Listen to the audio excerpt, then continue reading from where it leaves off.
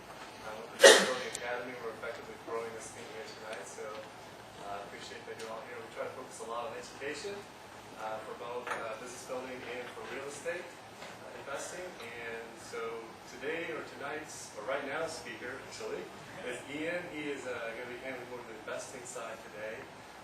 Ian is a commercial investor, primarily works in San Antonio. Yeah. Primarily in San Antonio. Really smart guy. It's actually very difficult to come across commercial real estate investors who know what they're talking about and who like to tell you about it. So Ian's a rare client. We're glad to have him, and we're you guys will be glad to have him too. So I'm sorry, you can take it from here. On that note. All right. Okay. Thank you. So that's me, Ian Hackett.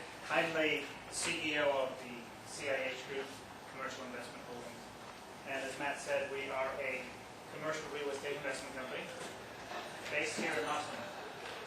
So what I'd like to cover tonight is, I'll go to the schedule real quick. So I think we have about an hour to talk about commercial real estate investing.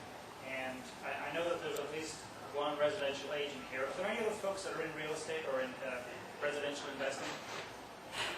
Because, well, Matt is.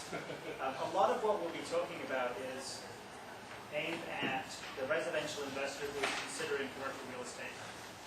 And for those of you just interested in real estate investing in general, how that works with commercial. One thing I would like to encourage is lots of questions. So I want this to be interactive. I'd like this to be more of a discussion. So questions are good. Cell phones. If you have cell phones. And I saw some people with cell phones sometimes. Okay, are there any attorneys in the house? Okay, I've got to do the standard disclaimer. That's something you'll find when you're in particularly commercial real estate. There are lots of attorneys, and I'm not a financial professional giving you advice. I'm not a legal, I'm not an attorney, I'm not a CPA. Okay, now we get that out of the way. Let's get to the real meat of it. So who am I? Well, my background is actually high-tech. In a prior life, I had a couple of startup companies. We took a company public.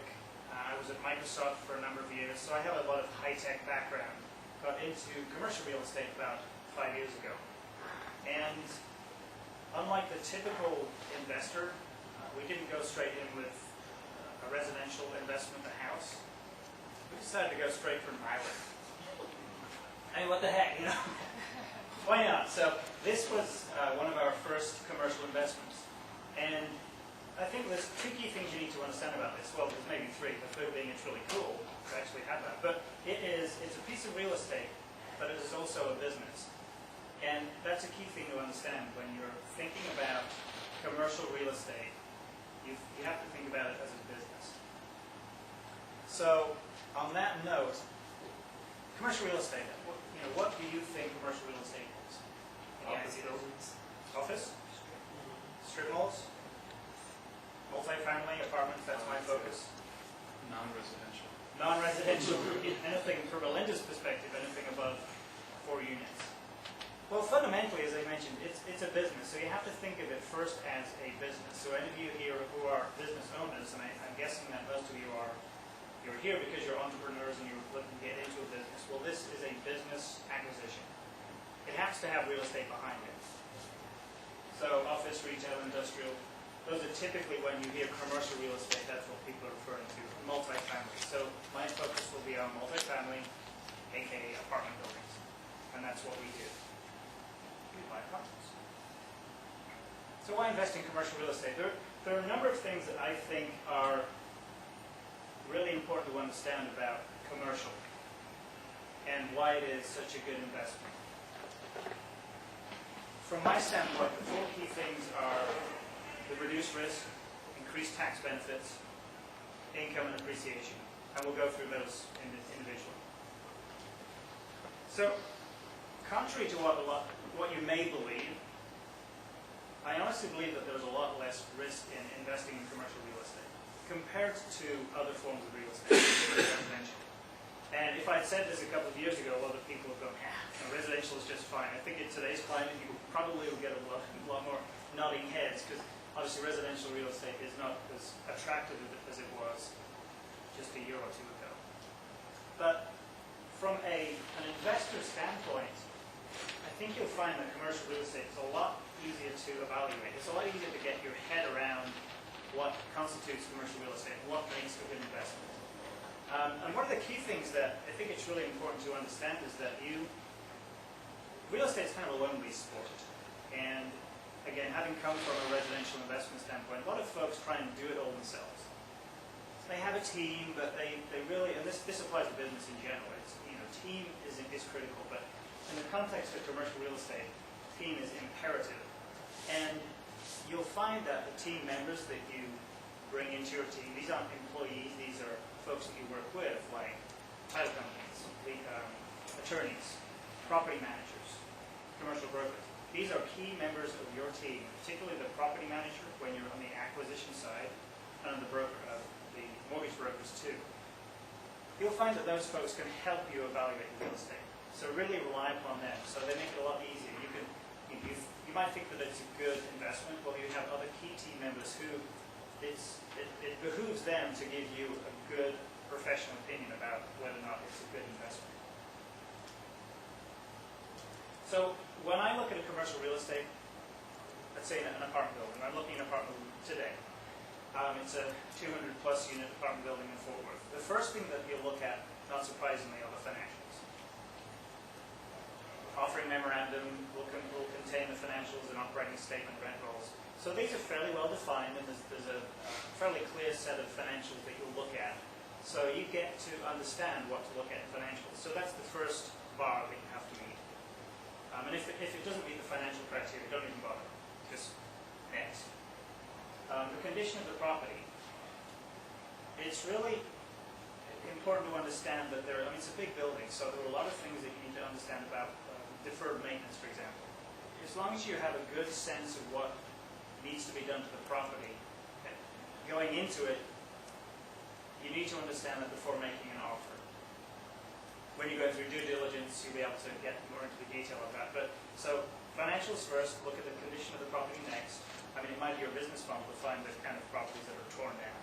But look at the property condition. Then start to look at the location and the class of the asset. Typically, you talk about 3 different classes of an asset for apartments. There's C, B, and A. A are pretty new, basically brand new properties that have little amenities. B's were probably A's 10 years ago. And C's are, not surprisingly, they're older. They're in not as good condition. Now, you can have a C property and it's in a really good neighborhood. So it's really important to understand the class of the property, but the location as well. Are those descriptions kind of arbitrary? They're fairly well understood. Well, they're well understood in the industry, but it is fairly subjective. CCIM does have a standard description of that. It is a judgment call. It's fairly clear what an A, brand new A building is. When you get into the C, B minus, is it a B minus? Is it a C? At the end of the day, it's not that important what figure you put on it, just that you understand. That doesn't play a part in lending, does it? Yes, it does. Yeah. They'll underwrite Class A properties differently. Class A property is lower risk. It's brand new property, I think it's going to be managed. So it will make a difference. But what you call it at the end of the day, I look for C-class properties. B minus. The tenant quality is really important to understand too. Particularly if you're in a retail establishment, for example. I'll focus on multifamily, but if you're in retail, it's a restaurant. You have one large restaurant there. If they got a business that's a large tenant that's got a multifamily, it's slightly less important, but it's still important to understand that. If you're in a low-income neighborhood, just important to understand what the demographics are. So tenant quality is important to at least get under your head. Another thing that's really... Can I go back to your question? Yeah. The tenant quality, in the same sense, when you're referring to tenant quality, you're referring to like Section 8 or regular tenant quality also makes a distinction there also. Is that correct? Yeah, demographics is part of that. Whether or not they are in a neighborhood that, if they're in a neighborhood that doesn't really support, or it wouldn't be good to have low-income tenants, and it's a low-income tenant Section 8 type neighborhood. You still also have a level A commercial property, multi-family property, and still have C tenants also because it's designated as Section 8 or lower income. Yeah.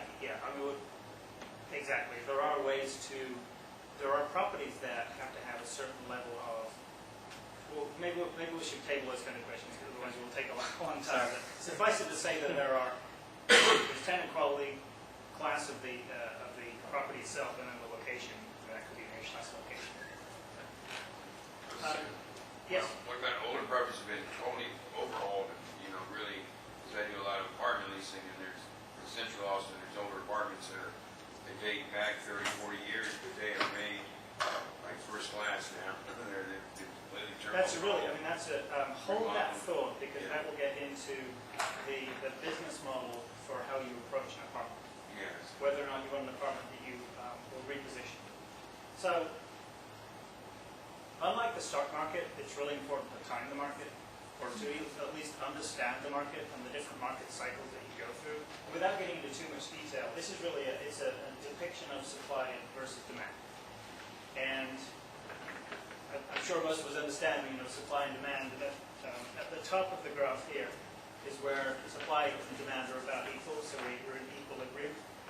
And that these are fairly well-defined, mostly objective criteria that you can look up and get a really good sense of where you are in the market, in any given market. So where we are in San Antonio might be slightly different to Austin, which is probably really different to Detroit. And I'll pick on Detroit because it's an easy one to pick on. So if there's anybody here from Detroit, I apologize in advance. But it's really important to understand that real estate goes through cycles. We all understand that, but you can determine fairly accurately where you are in the cycle because of a lot of economic indicators and a lot of information out there. So understand where you are and know where to look for those statistics, that information. We use Reese, for example, which is a very expensive subscription service, but there are a number of them out there. What do you mean by expensive? Theirs is a $20,000 a year subscription for one region. Yeah, they're pretty expensive. And so, everybody always asks where are we in Austin? It's a question mark. I mean, my sense is that we're around expansion hypersupply. Sorry? Yeah, it was the hypersupply. Yeah. But just understanding, where exactly you are on that graph is not critical. Just know that it's a cycle that you go through, and don't be investing when you kind of know that it's down here, unless that's your business model. Well, I'm not quite sure what it will be. And one of the indicators for where we are, this is hot off the press, Texas A&M Real Estate Center. These are their forecast for 2009. So you look at how 07 and 08 performed, and this is kind of a key indicator right here that I always look at, is the net absorption. So how many buildings have come online versus how many have been rented, effectively. And going into 2009, there are doing forecast of 9,000 coming online, and 2,500 of them being absorbed. So you can see that there's a lot of apartments coming online, not many renters lining up to go into them. And these are forecasts, but the point is that there are indicators out there that you can look at. So I'm not investing in Austin. That's one of the reasons. The other reason is too expensive. Any questions on that? I'm going to be blazing through this, I realize. It'll be captured for posterity, so you go right on the web. So, tax benefits. It's a business. As I said before, think of this as it's a piece of real estate, but you are running a business if you're a commercial real estate owner or investor. So, you will know that there are lots of business write-ups. Go through that, but it's just important to understand that there are a lot of write-ups you can get within a business. Depreciation, is everybody familiar with depreciation? The typical depreciation that you'll have on residential, or in the case of apartments too, is 27.5 years. It's a straight line depreciation that, it's useful, 27.5 years. It takes a long time to depreciate these properties. That's what the IRS thinks is the effective life of them. But one of the things that it seems to be, I don't know about misunderstood, but not well known about, is accelerated depreciation. And there are ways to slice up I'll give you an example. A large apartment building has 27.5-year straight line depreciation. There are things within the apartment building itself that can be accelerated. So, surprising as it sounds, cabinets or ceiling fans, because they're considered to be removable, you can accelerate those over 5 years. So you get a lot more depreciation up front. And 15 years would be landscaping improvements. So anything on the ground that's not been put there by an act of God, so how I usually think of it, you can depreciate those in 15 years. So you get a sense of how much more depreciation you can get up front. And there are companies out there that all they do is called cost segregation studies. And one thing, if you own residential real estate and you're a landlord, you can do this on residential real estate.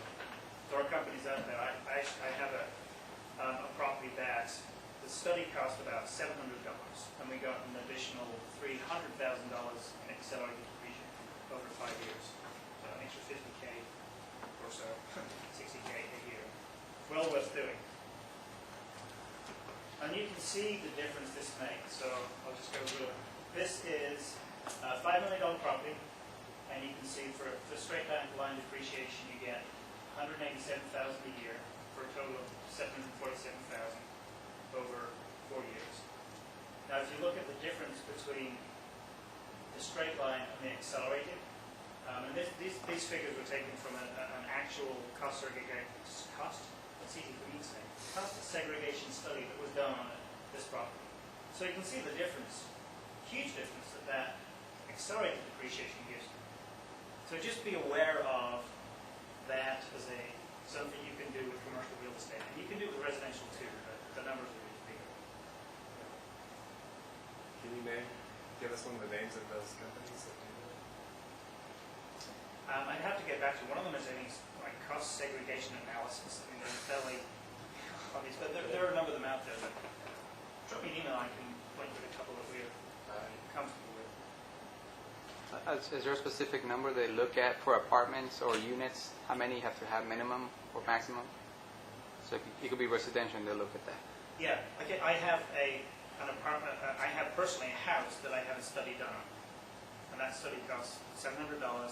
And they went through and gave me a report that I could use with my taxes to define everything. I have like a 5-page detailed report that I can give to my CPA and say, okay, I now have an extra $60,000 of depreciation a year from that report.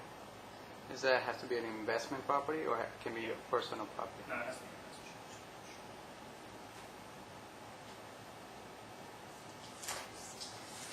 Tax benefits, 1031 exchanges. Is everybody familiar with that? That basically gives you the ability to you buy a property, you make a bunch of profit on it, you sell it, you incur capital gains. So today's tax rate is 15%, but in all likelihood will go up. 1031 exchange just allows you to defer that capital gains. And there are criteria that you have to meet identifying a property in 45 days and buying within 180. And there are nuances around that, but suffice it to say that it allows you to defer that capital gain, which can make, again, a very big difference. So when you're talking commercial real estate, the numbers just get even bigger.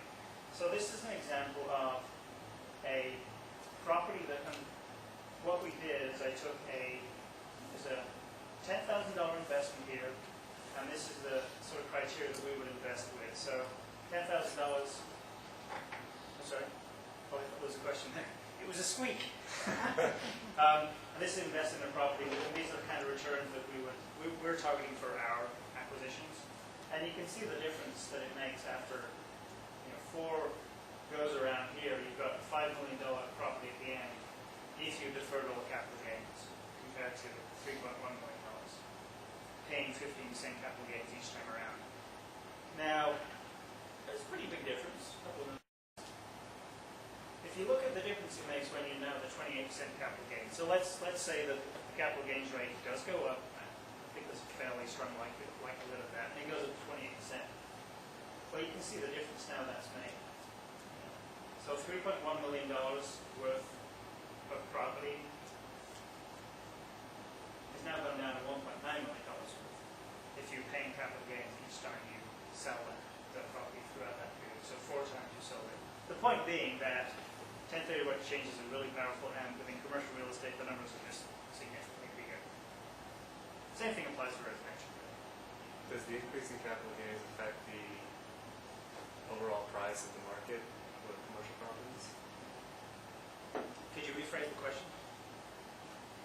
If, not sure I understand. if the capital gains goes up, does that affect the overall prices of commercial properties in general? Oh, I see. So if the capital gains rate changes and I'm looking at an investment, does that affect my investment decision? Sure. Yeah. Well, yes. I mean, it's something that I, as an investor, will take into consideration. It's frankly, it's not something that when I underwrite a property I think about too much, because the way we're looking at it, we're looking at properties that we're investing, we're buying for our investors, and what their particular tax situation is might be different. And well, we can get into complexities there. So it's not something that I spend a lot of time looking at when I'm looking at purchasing a property.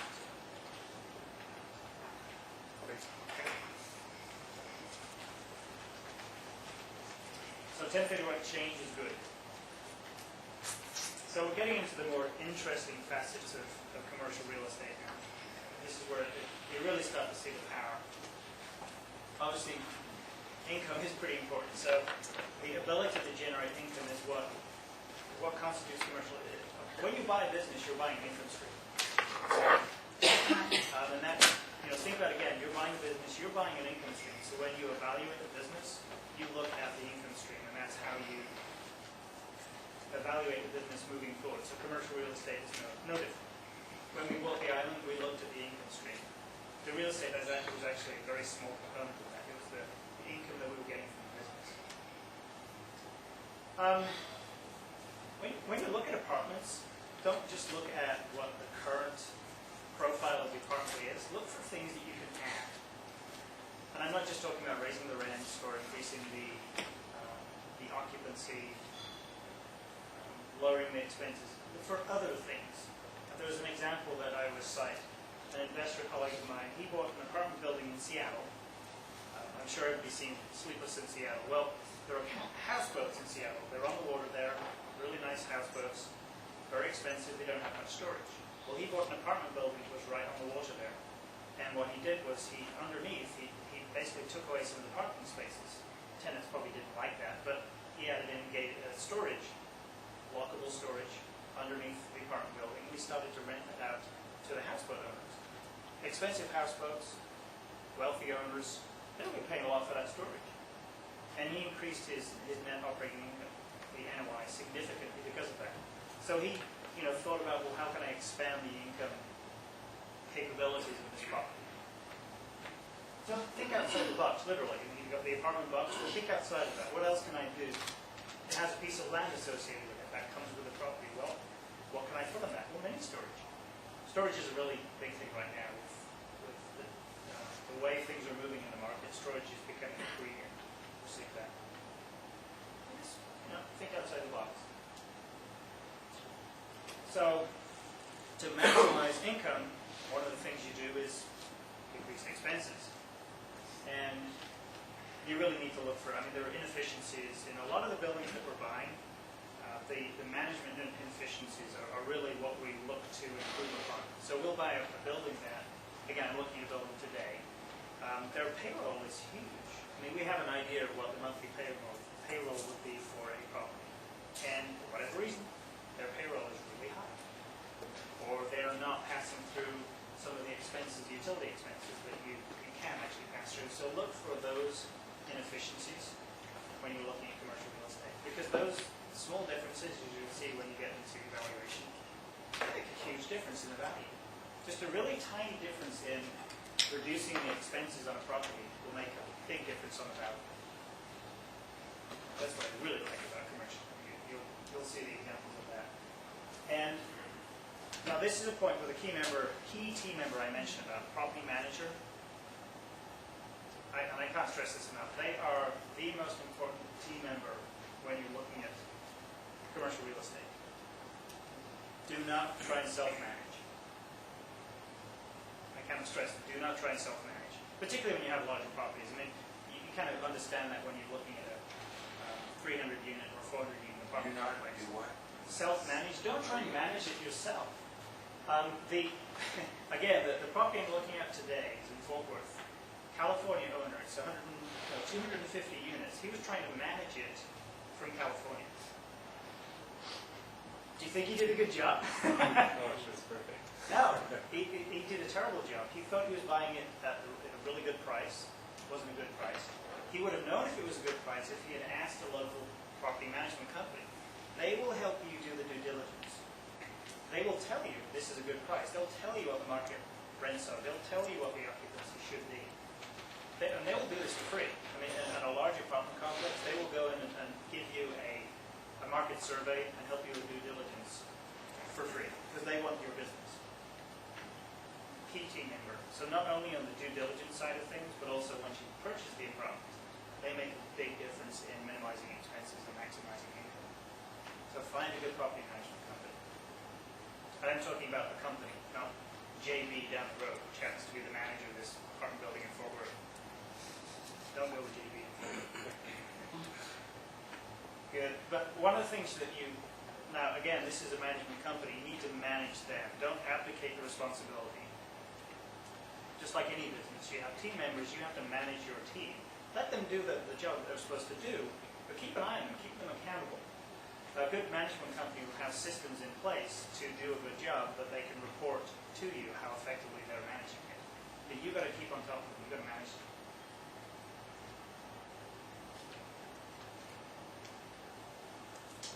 Happy tenant effect. This is an interesting statistic or set of statistics that I found that directly relate to the difference that a good property management company can have on the value of property. There was a study done by J.D. Power and Associates. It was last year. They went through, they surveyed 2,500 tenants in 4 different cities across the country.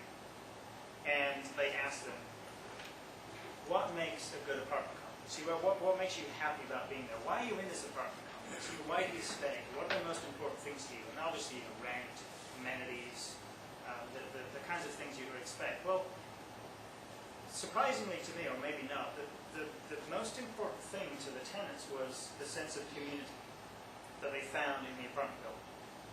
And that was directly related to the management company. They said that the sense of community that was provided by the management company was the most important thing to them. Which was, oh, that's interesting. Yeah. Well, when you take that statistic and then compare the difference that made, so these management companies have multiple units across these markets, the difference that actually made in terms of the amount of additional rent that they could charge for the monthly rental premium in these markets was actually quite astounding. Las Vegas, so an average of $37 a month premium they were able to charge. So these management companies that would have happy tenants, they could charge them more. All things being equal. Denver, it's getting interesting, $58 a month. And you'll see as we move forward how big a difference that makes. Orlando, $110 a month premium they were willing to pay because they had a sense of community. San Jose, they were almost $450 a month extra they were willing to pay. I mean, San Jose is more expensive, but even so, I mean, that's a big number. And you'll see that makes a huge difference in the value of the property. So, have happy tenants. Get a good property management company. How exactly did they arrive at those figures? I'm sorry. How would you? J.D. Power did a survey. They figured out that the most important thing was happy tenants. And they found the management companies that had the happiest tenants. Yeah. And then there was another real data service that had statistics that showed what the average rentals were in those buildings under these management companies. So they're obviously holding certain criteria static to try because you're comparing that kind of apples to oranges. It seems like maybe. Seems like maybe, yeah. Well, I'm not a statistician. But, yeah, the numbers are what these are the numbers they came up with. But the important thing is that the difference that made. Sure. Yeah. I mean, how they came to that. Subject to being I buy into the notion. Yeah, but the notion is fairly important to understand. Well, I do a lot of apartment leasing, and I know the management companies, and especially like Central Austin, have better reputations than others. You tend to have longer. They don't have that turnover like the ones with the shoddier management companies that don't, rat a yard and don't fix anything. And that's a really good point because turnover is one of the most expenses that you have. Right. You know, a tenant moves out, you've got the loss of rent, you have to make the apartment ready for the next tenant to come in. Right. So keeping the renters, the tenants happy, keeping them, you know, for a longer period of time is really important. And that all relates back to the effective rental premium that they get. Part of that is the reduced turnover. Yeah. If you're looking at an apartment complex and the make ready, the amount of money that they're spending on getting new units ready and make ready is high. You've got a turnover issue probably because the tenants are just churning through. I just find when we pull in and the property is well kept on the outside of the landscaping, it tends to reflect the kind of mansion coming here to get. If the yard's ratty and there's trash all over, Yep. it's a telltale sign of what. I like those kind of apartments. I see opportunity. Like lousy landscaping, that's good. Because landscaping is one of those things just like paint. It's so inexpensive, relatively, to enhance the landscaping, which gives happier tenants. Yeah, you're absolutely right.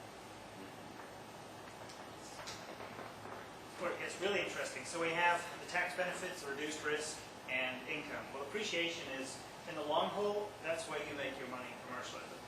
The bulk of it, or at least the model that we follow, is an appreciation-based model. So we're forcing the value of the property. And the way that commercial is valued is an income-based valuation. So unlike residential properties, you buy a house, the value of the house is primarily the comps around it. You know, to get the value of a house, you look at the comparables. So it's based upon the comps. If you're an insurance underwriter, if you basically determine the value of the property from an insurance standpoint, it's the replacement cost. So constant replacement cost, well, the income-based valuation is really what commercial is about. Again, it's a business, you're buying an income stream. But understanding the difference is key because that makes a huge difference when you're controlling. If you can control the income stream, the effective income stream, then you can make a big difference to the value of the property. So there are two terms that you've probably heard of: net operating income and cap rate, capitalization rate. Net operating income is you have the total income less expenses, that's your net. It doesn't include the debt service, but you basically just think of this is my net income on a monthly basis. Cap rate is a little bit more difficult to explain, and I don't know what the CCA definition is, but basically, if you have you pay cash for a building, and it throws off a 10% return. So you put $100,000 into a building, say $1 million, and it throws off $100,000 in net income. That's a 10% cap rate. You typically don't pay cash, although Victor's philosophy is to have all cash in a building, but that's how you would think of the capitalization rate. And that reflects a few things. One of the things that you can see from that is that if you have a property that is throwing off more income, it's a higher cap rate, so you're getting a 10% return compared to a 5% return.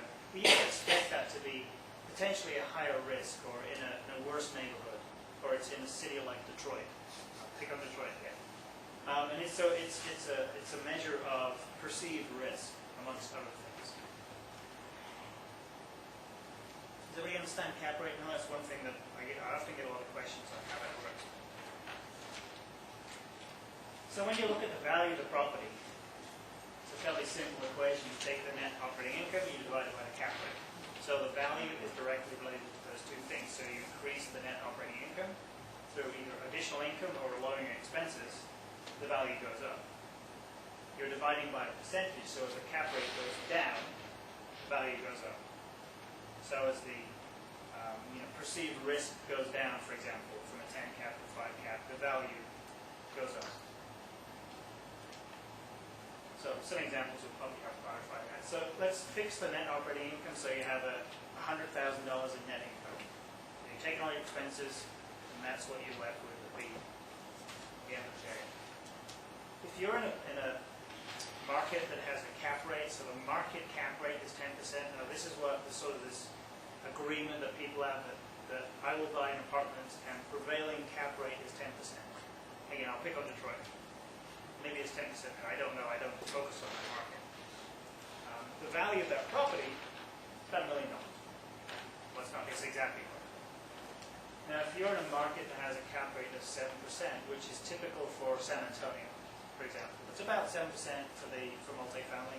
There's a lot of variables there, but I'll just use San Antonio as an example. Same net operating income, same sort of building characteristics. The value of that building has gone up now to $1.4 million. If you're in a market with a cap rate of 5%, that value is now a $2 million market. So that might be in Seattle. In fact, I was speaking with a friend in Seattle just a couple of days ago, and he said that they have 3% cap rates still. It's just not, I mean, if you're selling it, that's great, but if you're trying to buy it, it's really expensive. Really expensive. You have to put a lot of money in to make a property cash flow in a 5% cap rate market. You just have to put more money in to be able to cash flow. So what's a good cap rate to? If you're buying, Yeah, buying a higher number. if you're selling, What's usually the higher cap, what's the typical cap rate like if you're selling in like Detroit versus Austin? well, the cap rate is effectively the same whether you're buying or selling. I mean, that's- But if you're buying, you would like it to be higher. If you're selling, you'd like it to be lower. And that's why it's important to understand where the market's going. So as the market changes, the market cap rate will change. So we could be in a cap rate market today of, let's say, 7% in San Antonio. Well, if the market conditions change radically in San Antonio and it goes into depression, the cap rate will change and the value of the property will go down. And cap rate there's a lot of things that go into cap rate. I would like to know who the buyers are in Seattle buying a 3% cap rate. Well, there are a lot of people that have come with a lot of money, like they're an equity player, so they'll just place a large amount of cash into the deal because they're expecting lower returns. Or one of the interesting dynamics in Seattle is the condo conversions are still kind of prevalent, but there's still a business model that works. So you can afford to buy an apartment building at a low cap rate because you're not going to operate it as an apartment. You're just going to convert it into condos and sell it. So you can afford to pay more for an apartment building because you know that you're going to sell it as a condo. And condo conversions are still quite popular in Seattle. You wouldn't do that here. I wouldn't be building any condos in this market. So that's one of the reasons why they can still do that. And again, it's very market dependent, sub-market dependent. If you're in a particular part of Seattle where it's physically constrained and there are a lot of old apartments and people are converting them, you'll get a lower cap rate. Yeah, that's basically what happened in Florida. Everybody was buying apartment units and converting to condos. Yeah, Well, a lot of speculation. They've been doing that in Austin the last couple of years, but now that all those condos are being rented out, Which is an interesting thing to bear in mind. It's called the shadow market. So the market in apartment rentals is a market that is fairly well defined and tracked, but there's this shadow market of things that residential real estate, single family, or condos that have been converted to apartments. That's called the shadow market typically. And these are renters that aren't in apartments, but they're renting from they went from condos. apartments to converted to condos to couldn't. Yeah, well, that's a different one Actually, too. no, they're doing is There's a lot of that. they're keeping them the same way. Yeah. It's change them to the condos, they just rent them out, so they'll be able to sell them in the long run in the future, with the tenant included. So they're actually stayed the same. They're still condos for sale. Yeah. They just have leases in them, tenants in them already to And sell. that's a slightly different, that's a great point, that's a Yeah. slightly different kind of condo That's what's going conversion. on. Because they're not really converting them to condos like the Monarch downtown. They built it to condo specifications, so Right. they could sell it as condos, they were going to sell it as condos, and the market turned. So they're now back to apartments, but they can sell them as condos. Actually, the Monarch is half and half. Are they what? It's half and half. Monarch is half and half now? The first part of it was actually, part of it was already bought out, and then they couldn't sell the rest of it, so they leased out the rest. I So thought well, my understanding was that they weren't going to sell any of these condos. they did sell some. Did they? Yes. They pre-sold them. But so that's a different kind of conversion.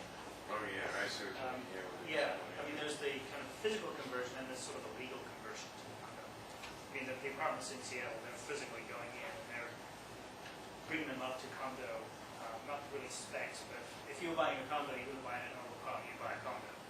Whereas these were built as condos. Right. They were going to be sold as condos, then they ended up releasing them as apartments. Yeah.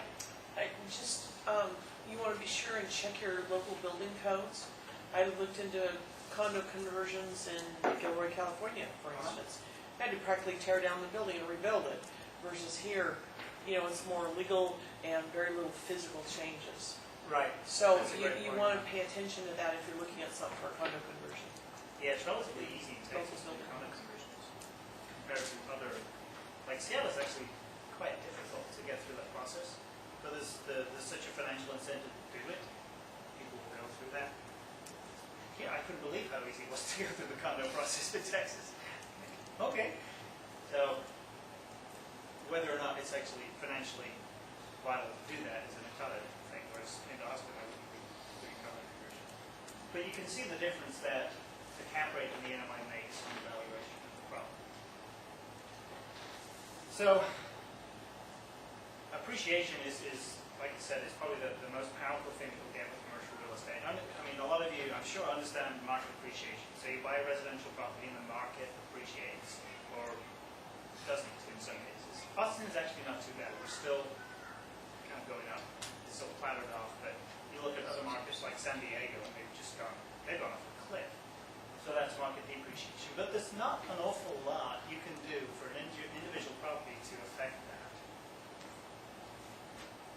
You can do that with commercial real estate. You can force the appreciation of the property. And that's a factor because you can affect the net operating income, you can affect the NOI. You can kind of affect the cap rate too, because if you're buying an A property, a really nice brand new property, they'll have a different cap rate to a C-class property. Not surprisingly, because an A-class property is brand new, it's low risk, perceived risk there, so there'll be a different cap rate. So if you buy a property that is an older property, you put a bunch of money into it, you can effectively change the cap rate if you turn it from, let's say, a C to a B, if it's in a good location. So you can affect the cap rate to a certain extent. You can definitely affect the NOI, the income, either by decreasing the expenses or increasing the income.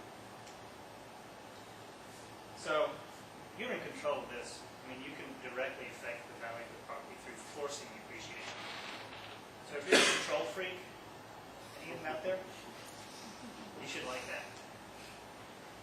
And this is where you'll see that small changes can make a huge difference in the value. Really. So this is an example that, hypothetical example, you've got 100 units in an apartment complex. They are renting at $700 a month. Okay? Let's say the market cap rate is 7%. So we're in San Antonio. So we have a 100-unit apartment building in San Antonio, $700 a month average rent, which is about right. Let's say you increase the rent by $40 a month. Now you wouldn't go out and just increase the rents. Your vacancies would go up. But in time, as you get new release renewals, or you put money into the property, you renovate them as a tenant comes out, you put some money in to bring put in stainless steel appliances, new fixtures, you can raise the rents. So $40 a month, it might take you a year to do that. You just increase the value of that property by $685,000.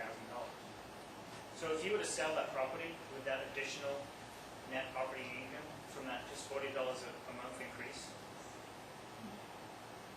I like that number. You made a big number. That's not a huge apartment building, 100 units. Let's say you decrease the expenses by $50 a month. And this is actually, if you buy a property, like we're looking for properties that are financially underperforming, so they're just not well managed. It's actually relatively easy to make a $50 a month difference in expenses if it's a mismanaged property. You can affect that much more easily than you can affect the rent increase. So you increase the value by $857,000 in addition to the $685,000. And these aren't huge differences in monthly income.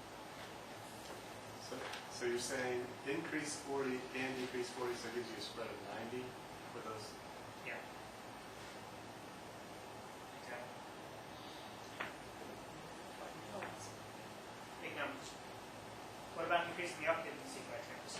Now, again, we're buying properties that are called value-add properties, so we'll be looking at them. They're typically 80% occupied, 75% occupied, and the market occupancy is about 90, 92, 94. And that's the information you'll get from your property manager, from the reach reports, from the local statistics, and there's a lot of information that you can support that market occupancy, and you go, okay, I think it's going to be going to 92%. But if you increase it by 10%,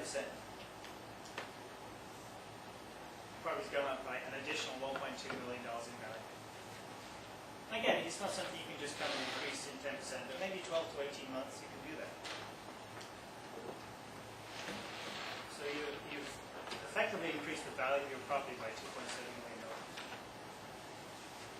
So how much to be an increase in occupancy rate? We've I'm seen sorry? a lot, and increasing the occupancy rate and percentage.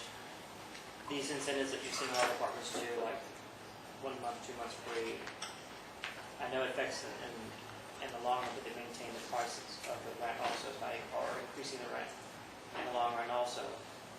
Would that be you consider it still an increase in the occupancy rate, or would you say still a maintain?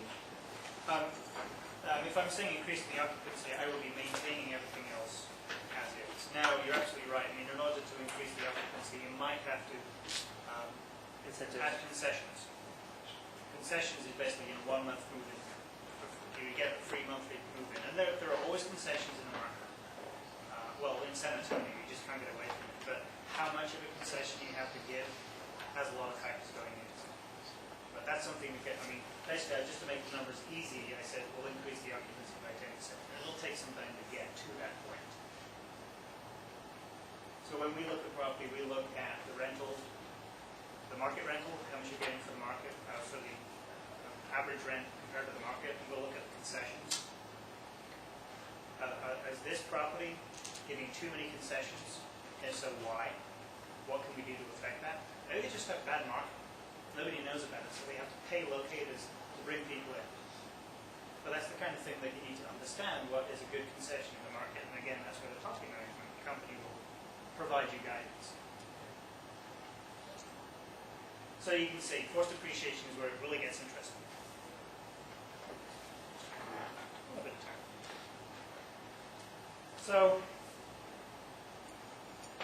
and this applies to business too. Focus is really important. If you're looking to buy commercial property, or you're doing any kind of business, know what you're going after and focus on it. Now, in the case of commercial, for us, we have a very focused criteria that goes around geography, the asset class, and the business model that we're looking to achieve. So in our case, we focus in San Antonio. We're looking at B minus C properties. The value add component is the key thing for us. So value add just means you can go in and force the appreciation. There's a lot of things you can affect. It's not stabilized. It's not a Class A property. Minimal deferred maintenance, so we're not looking for major rehab. Not a thing that's falling down in the war zone. And 100-unit minimum. Now the target returns. Now this is what we use when we're underwriting. So we have this criteria that we're looking for, that we won't buy a property unless it meets these criteria. And the reason that we have such high returns is because we bring in private investors, and those are the returns that we're looking to give to our investors, which happens to be an average of 10% income a year, 25% return annually. Now, what you look for in a property, your investment returns may be different than mine. But the key point is that you understand what those are. If you're going to buy a property and you're looking for a 10% return, you can afford to buy a property that I can't. Because I need a high return. I need to pay my investors. But understand what that is. So focus on the property, focus on the location, the business model, which in our case is value add, and the returns that you're comfortable with getting.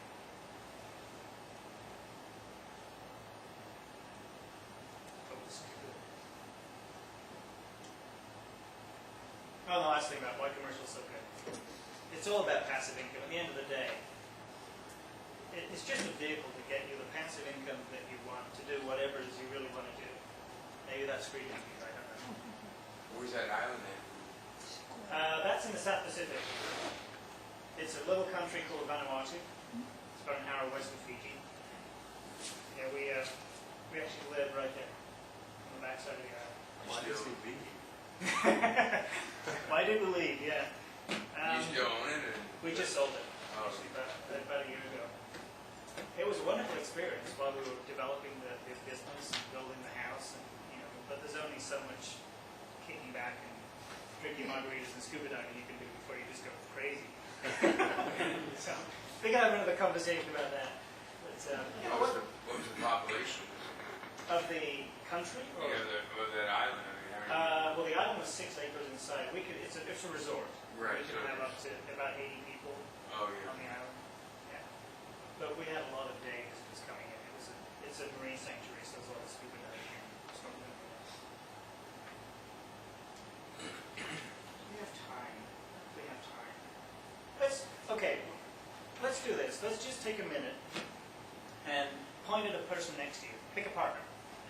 Or the three of you together. I think it's useful right now if you just discuss amongst yourselves what was an aha moment. What did you go, oh my God?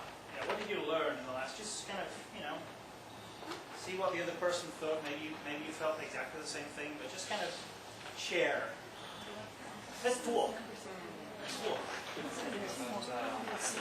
What was an aha moment? What did you go, wow? Hi, John. Gita. I'm kind of doing the whole thing.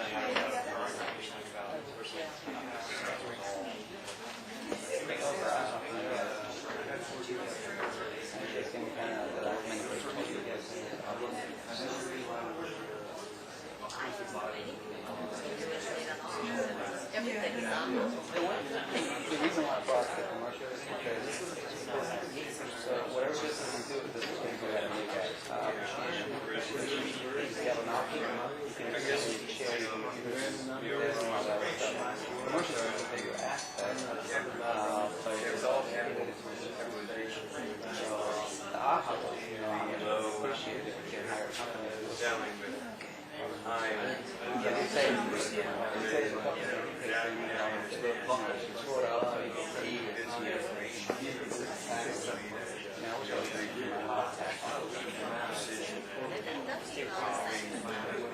There is, I heard of them.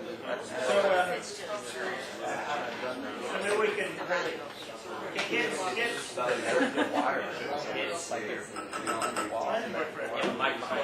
So what were some of the things that you, let's share back, what were the things that were key aha moments for people who went, wow, I didn't understand that about commercial law. Wow, I really need to do that. Or, what was a good one, Matt?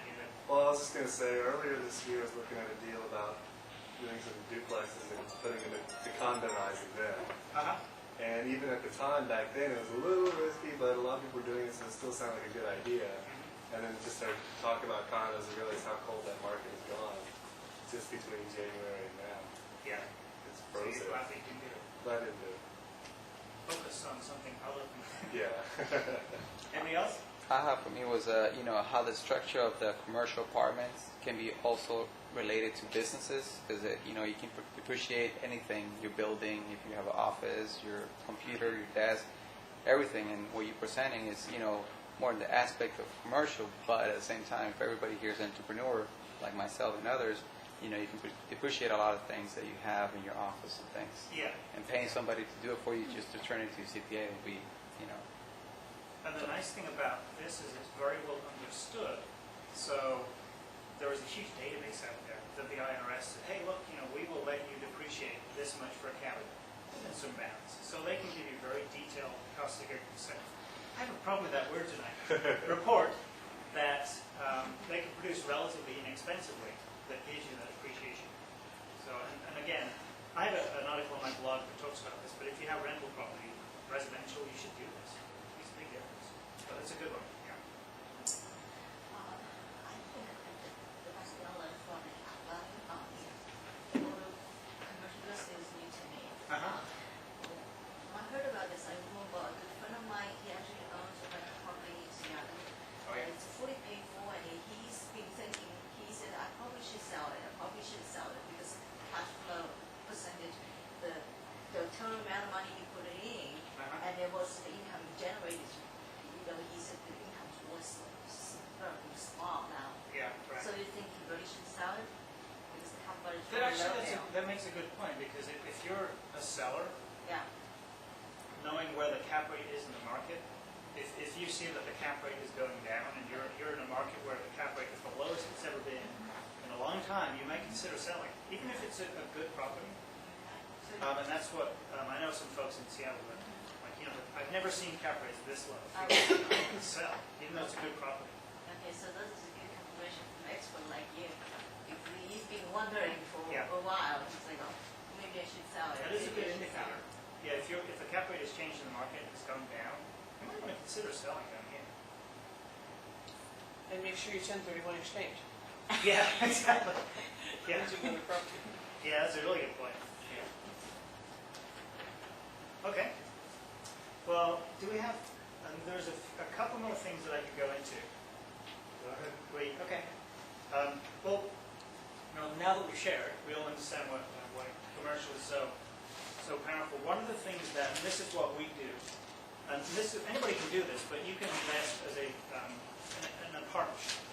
So our model is, I think as I mentioned, we will bring in private investors who provide the equity portion, and then we will debt finance. So we'll have a bunch of investors who will come in and pool their money, and we will then get the remainder through traditional financing, Fannie Mae, Freddie Mac.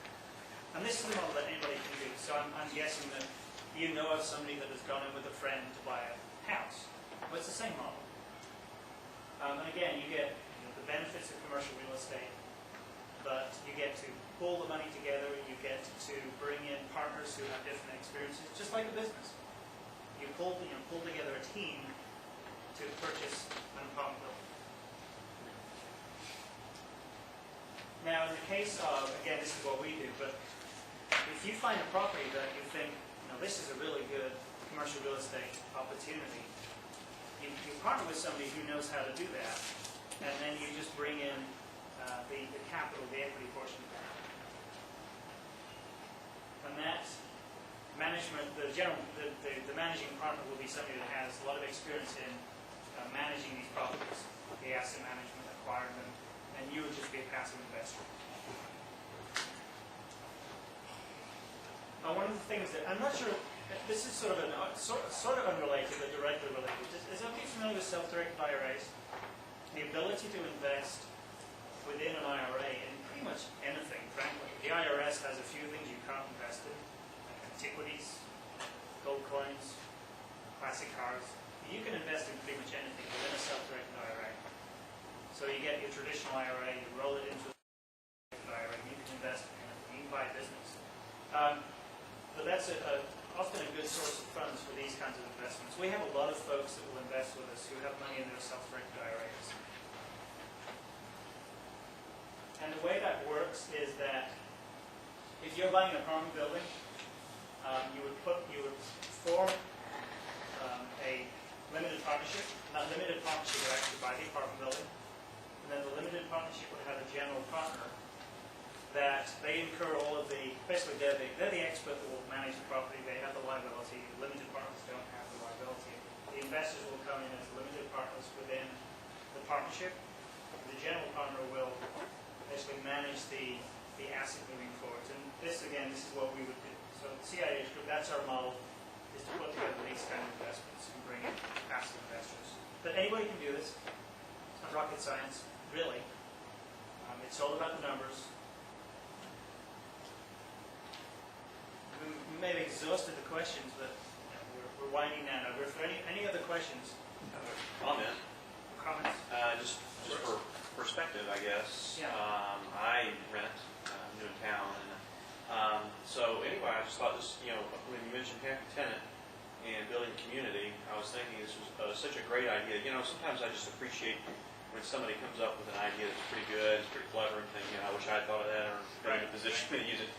Anyway, at the apartment complex, they had a wine tasting deal there, and I've talked to other people, and apparently other complexes are doing it, so they're not the only one, but I think about it, it was done by a local place, Grapevine Market, and so they come out and have a guy who gives us a quick intro about wines and things like that, and so they make out, because they've got an audience there, and people will go into their store that might not have otherwise, and they're making customers, and then the apartment complex, like you say, is building that community And so for very little cost, Yeah. it really was Yeah, and pretty outreach easy to- within the community is very effective too. We've seen that in some of the apartment buildings that we have in the portfolio, that very same effect.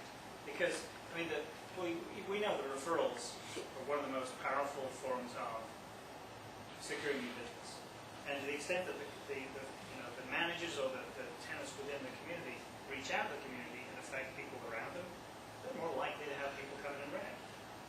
Local businesses love to come in. Some departments have signs when you're going in, $50 for referrals. Yeah. For residents, Yeah. at the office. Yeah, referral fees are quite locator fees, but after-school programs for kids is another one that some of our apartment communities have used to great effect. It's a wonderful program. I mean, it doesn't necessarily involve bringing in another business, but again, that sense of community that we evoke from that just makes a huge difference. And it's a wonderful program. But I haven't heard the wine tasting. I don't mind. Certain markets, it probably wouldn't work in. I have a beer tasting one. Certain markets, bring in the keg. Any other questions? Well, I think we are. Oh, we got one here. Where's a good place to find some of these investors? People that would invest into this type of. Where do we find them? I mean, where do? That's an interesting challenge, and it's somewhat of a dilemma too, because you need, and this is something that everybody should understand, because what we're doing is effectively that we're offering a security, so it falls under the SEC regulations. You cannot go out and say, hey, I've got an investment and offer it publicly. So don't go out and put an ad in the paper saying, investors come to my seminar. You'll get you probably won't get the SEC on top of you unless it goes bad, and then you will. So it's a bit of a dilemma to try and find investors. So networking, these kinds of forums are useful, but find a wealthy uncle who has lots of wealthy friends. Learn to play golf. Network with doctors. I mean, it's a challenge, but generally the most effective place to get it is from your own personal network. That's fair to say of any business. The first people you go to is your own personal network, and then grow that sphere of influence. But don't advertise.